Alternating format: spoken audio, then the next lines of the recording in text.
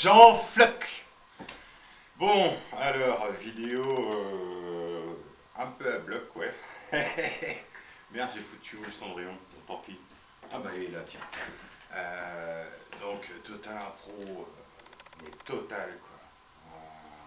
Ce 3 novembre, 3 avril, 3 novembre, tiens, lapsus comme l'autre, là. Il y a 28 morts. Il y a 28 malades, ou je sais plus, du Covid. Oh la vache. Donc on est le 3 avril, le 3 avril 2020, 2021. Comme disait Ligard, c'est tellement la même journée. Donc, ouais, il est quelle heure là? 22h07. Waouh, sacrée journée, et sacrée semaine récemment passée, où, comment expliquer, il y a tellement de prises de conscience qui peuvent avoir lieu en peu de temps sur soi. Il est clair que quand on vit plus dans la solitude, on ne voit pas les choses pareilles, et que c'est propice à la multiplicité des prises de conscience. Et pour ma part, ça fait, c'est pas d'hier, quand j'entends, c'est pas méchant, je dirais pareil, ouais, bougez votre cul plutôt que vous soyez derrière un clavier ou un PC, allez avec nous rejoindre dans les rassemblements, tout ça, mais carrément, pour ceux qui n'ont jamais bougé leur cul. C'est pas moi qu'on va faire un moral où je me suis investi, où j'y ai cru à fond. Quand tu es en pâte, enfin quand tu es hypersensible, tu prends les événements, les éléments à fond, quoi. Et fin 90, début 2000, moi j'y ai cru à fond, quoi. Moi ce qui m'a détruit, c'est un peu... Ma dépression elle a commencé avec Hollande. C'est pour ça, je sais pas si j'avais eu le temps d'en parler, je voulais faire un truc... Sarkozy, le destructeur, Hollande, l'assommoir. Dans mon cas, ça a été l'assommoir moral. Pow, la dépression elle a dû commencer sous Hollande. Je dirai un peu plus tard pourquoi. Et Macron, c'est le Terminator. Sauf que là, ces derniers temps, si je peux, j'y reviendrai plus tard aussi. Excusez-moi, mais j'avais déjà dit dans une vidéo récente le top de la honte. Mais alors là, waouh! On était déjà là risé au niveau sur toute la planète. Mais alors là, mais XXL, quoi. Franchement, waouh! Enfin bref. Donc ouais, depuis Sarkozy, bah, voilà. Hollande, ouais, Hollande, parce que je sais plus si j'en avais déjà parlé. En 2012, fin de l'année 2012, en une semaine, en 8 jours, 7-8 jours, il a réussi à trahir 2 fois. Il a trahi une première fois, je crois que c'était le 8 octobre 2012, pour la signature du TSCG, qui voulait dire traité sur la stabilité et la, je sais plus, coordination gouvernementale, je sais pas quoi, et de la gouvernance, je sais pas quoi, et traité de stabilité et de coordination sur la gouvernance, qui était en fait un traité de Lisbonne bis. Donc c'est comme si il perpétuait ce que Sarkozy avait commencé, quoi. Donc waouh, moi qui appartiens à la classe de ceux qui ont voté, les 55% qui avaient voté non en 2005, et avec tout ce que ça représentait, justement, hein, peut-être consciemment ou non, comme aspiration souverainiste. Donc sans le savoir, en 2005, j'étais déjà souverainiste, quoi, en fait. Et donc le 8 octobre 2012, il trahit le peuple français, hein, par rapport à ce que doit être un État, par rapport à... Enfin voilà, l'État doit faire ce que le peuple lui demande. L'État c'est nous, hein, on dit. Et,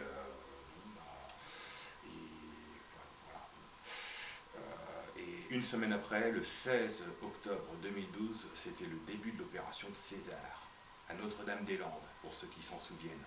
Et ça a été le début de... Tout ça pour dire qu'en une semaine, ça m'avait...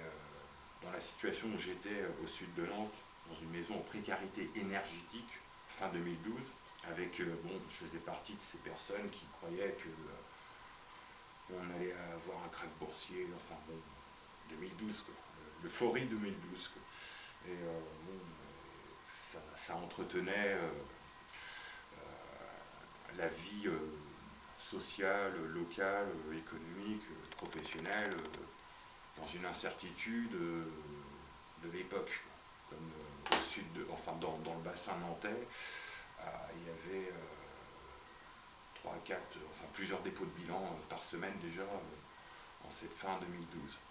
Donc c'est pour dire que la crise, elle n'est pas d'hier.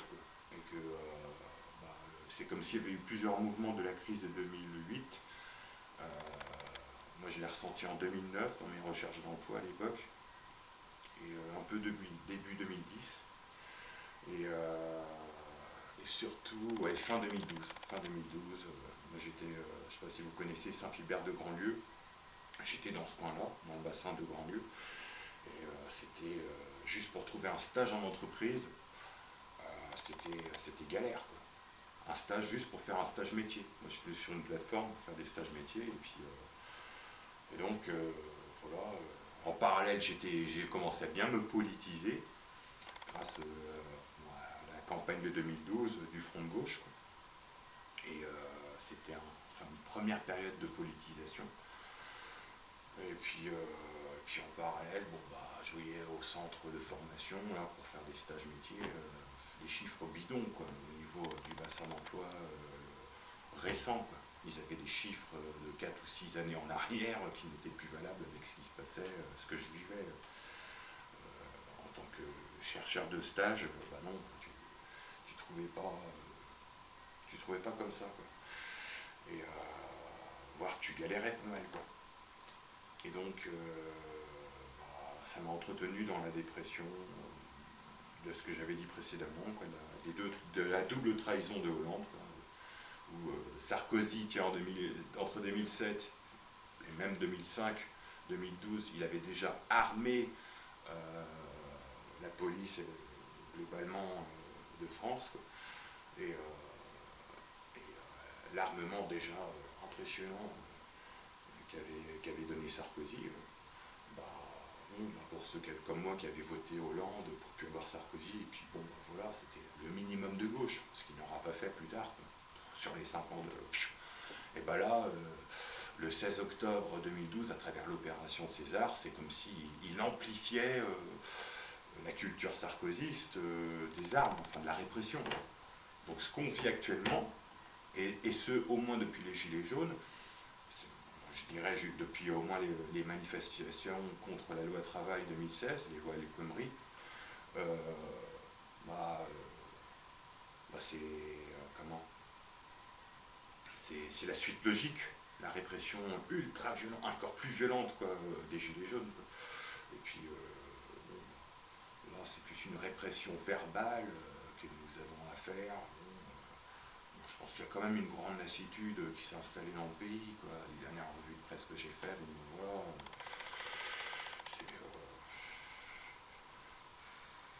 il y aurait trop à dire, donc j'ai passé là-dessus. Quoi.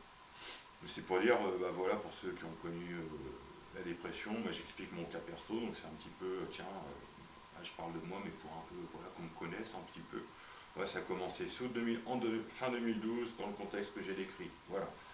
Maintenant, à la base, l'objet de la vidéo, c'était c'est quoi être jeune, quoi.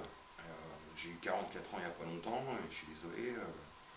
Bon, souvent, je tombe sur des plus anciens que moi, et puis je leur dis mon âge, ouais, 44 ans. Oh, bah vous êtes jeune. Bon, bah c'est cool, ça tombe bien, parce que dans ma tête, je me sens encore jeune, quoi. Et que voilà, j'ai essayé encore de m'en sortir, là, à travers une expérience que je voudrais faire de potager en vue de faire des jus de légumes, sachant que la motivation revient que depuis très peu de temps. J'étais revenu comme au début que je faisais des vidéos YouTube où je voulais retrouver du goût et de l'envie. Bah là, ces derniers temps, c'était ça de nouveau. Où, ce qui a été suite au revisionnage et puis aux vidéos que je comptais faire, j'ai synthétisé à bloc là-dessus. J'ai trié une partie des papiers. Enfin, j'ai pas mal de brouillons. Voilà, il faudra que je trie ça la tête reposée. J'ai tout mis dans un dossier, je crois. Ouais. Enfin, j'ai plein de brouillons en fait. Et je voudrais l'espace que j'ai la chance, l'espace naturel, enfin l'espace de terre que j'ai la chance de jouir. Dans ce cas, je voudrais en faire un truc comment, utile, quoi. C'est être jeune, à 44 ans c'est bien, mais on peut, on peut vivre, mais il faut une raison de vivre. Et moi je serais capable de, comment, si j'étais encore dépressif dans un an, mais que j'ai réussi à faire des jus de légumes, je me dis bon c'est bon, je peux me pendre au clocher d'église, j'ai fait quelque chose, j'ai accompli quelque chose. Par-delà ces vidéos, le nombre de. C'est même pas le nombre de vues, tout ça, enfin je sais pas, c'est une question. Là j'ai parlé de l'ego, mais à ma façon. Bah, est-ce que c'est pas de l'orgueil finalement? Est-ce que c'est pas. C'était.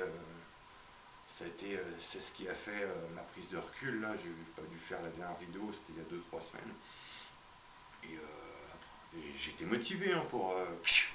En suivant l'actualité, tout. Voilà quoi. Il y a tellement de trucs aberrants. Enfin, c'est tellement gros ce qu'on vit en ce moment. Mais une lassitude, ouais, vis-à-vis de soi-même peut-être aussi, quoi. Enfin, même la musique, hein. Je suis un fan de musique depuis que je suis gamin en fait, quoi. Bercé dans plusieurs cultures, la culture des musiques des parents, des années 60, 70, enfin 50, 60, 70, un peu 80, et puis la culture top 50, de quand j'étais gamin, et puis plus tard comment j'ai évolué, quoi, dans tous les sens, tous les sens.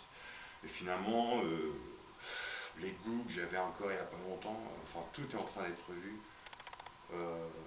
Là j'ai rangé enfin une, comment, une pièce au premier étage pour faire, quand tu travailles plein de cartons, de déménagement en déménagement, donc un bureau, une bibliothèque, mais si je devais épurer, je garderais plus grand chose en fait. Donc je suis pas encore arrivé euh, au but de vraiment se dépouiller, quoi. Je devrais tout brûler la maison et puis voilà, terminer, quoi. Mais j'y arrive pas, quoi. C'est comme mettre fin à mes jours, j'y arrive pas, quoi. Je suis désolé hein, pour ceux que ça emmerde, hein, les espèces de petits infiltrés de part et d'autre, parce que vous inquiétez pas, quand je disais dans d'autres vidéos, c'est entre vous et moi. Moi je sais pertinemment que des infiltrés, il y en a partout, quoi. Même en race campagne. C'est pas à moi qu'on va la faire, quoi. Et c'est pas de la parano, du complotisme ou je sais pas quoi, c'est juste du vécu, quoi. Quand tu milites un petit peu plus d'une façon, voilà, pourquoi Mélenchon, on en déplaise voilà, sachant qu'en ce moment, bon, je suis entre Mélenchon et Philippot, quoi. Ouais, bon, bah, il y aura toujours un amour pour Méluche, quoi, et bon, voilà, c'est lui, et puis d'autres, principalement lui quand même, quoi. Et que peu lui arrive à la cheville, hein, au niveau de l'esprit de synthèse, la culture générale, enfin sa façon d'être. Après il tranche, quoi. On aime ou on n'aime pas. Alors, moi je kiffe, quoi. Je pourrais jamais bercer en ce moment avec la période qu'on vit. Enfin voilà, il y a des trucs au niveau communicationnel et stratégie, tu peux pas dire. J'ai conscience que par rapport au masque, la supercherie de tout ça, la pandémie, quoi, bah, il peut pas faire comme Philippot, Jean-Luc, quoi. Et bon, bah. Mais ouais, personnellement, ouais, parce que là c'est 1 minute là. Mais je ferai peut-être une autre vidéo. Ouais, non, j'ai fait le tour de ce que je voulais dire avant, ouais, que le soi on peut le dépasser, et puis que c'est pas évident parce que je synthétise, je fais pas encore de live là, ça me pète les. Hein. Euh, ouais, bon, comme ça fait la fin pour une autre vidéo, soit bientôt, soit après.